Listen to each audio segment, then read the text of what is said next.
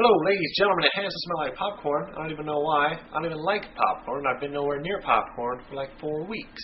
I'm Chains. Welcome to the Project, or Project, depending on your rhetoric. Today's reading is Genesis chapter 14, verse 17 to 24. Abram blessed by Melchizedek. I probably said that wrong already, and I'm going to say it wrong a couple more times.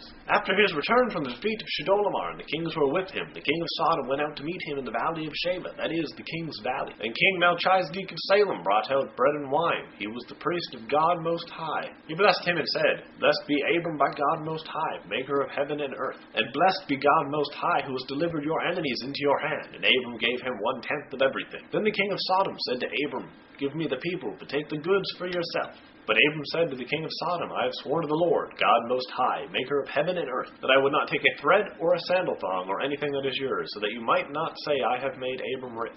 I will take nothing but what the young men have eaten, and the share of the men who went with me. Aner, Eshcol, and Mamre, let them take their share. So Abram comes riding back into town all victorious and awesome. And then the king of Sodom and some other guy who we just met called Melchizedek, I think, is there, and he's the king of another town. He's also the priest of God Most High, the Most High God, in case there's any other God who is as high. And they hang out with Abram, and Melchizedek brought some wine and bread, because that's what you do when you greet a victorious war guy. And then he's like, Awesome, Abram, that was so cool, man. I bless you, and so does the God, and we're so happy that he gave you the enemies to kill instead of us, so we wouldn't get bloody.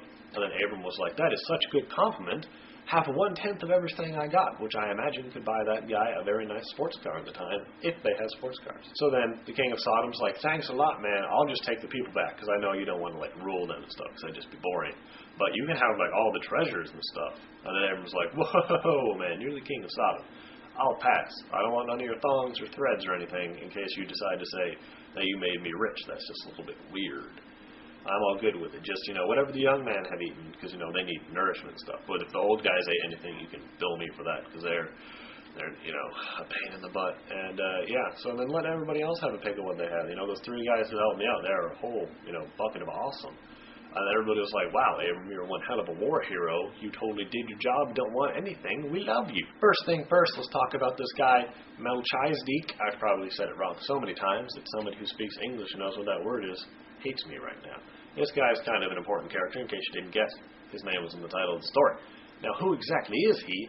He's the king of Salem, which is believed to become Jerusalem later. And the name Melchizedek, which I've admitted I've said wrong a couple times, actually means the most righteous king. It's made of a whole bunch of littler words, like how normal names are made. But he's the most righteous king and the priest of God Most High. This guy's got one hell of a whole bunch of titles, which leads people to believe he is a Christophany, and I probably said that wrong too, but this is a pre-incarnation of Jesus.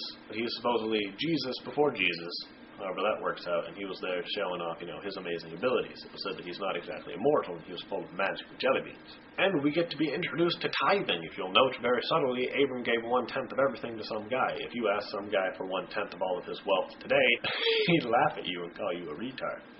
And so this is the introduction of tithing, give 1/10 of, your money to the churches, how they used it.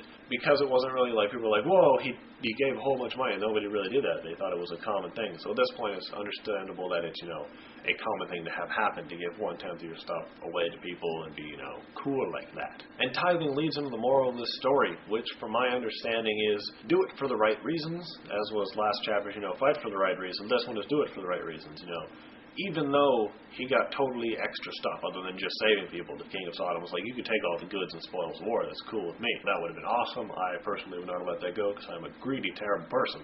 But Abram was, a cool guy and was like, I just did this to get people back, and, my stupid nephew, I don't really want this stuff.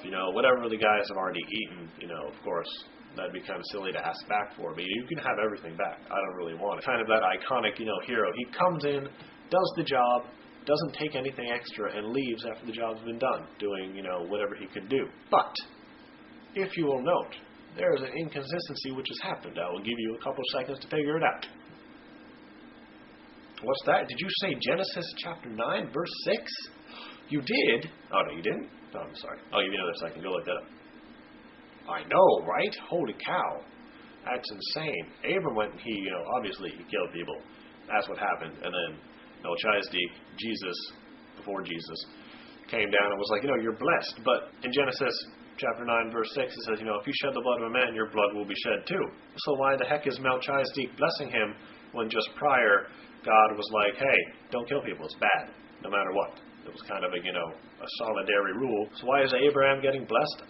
I'm not really sure. He kind of broke a rule, but it doesn't say outright in the Bible that he killed people, but using common sense, you could probably figure out to defeat a king and his armies, you obviously got to kill a few people, unless it's like in kindergarten where you're like at recess and you're playing forts and you just throw pine cones at each other until somebody gets hurt and they start crying and they run away, and then you consider yourself victorious and you take all of their lollipops.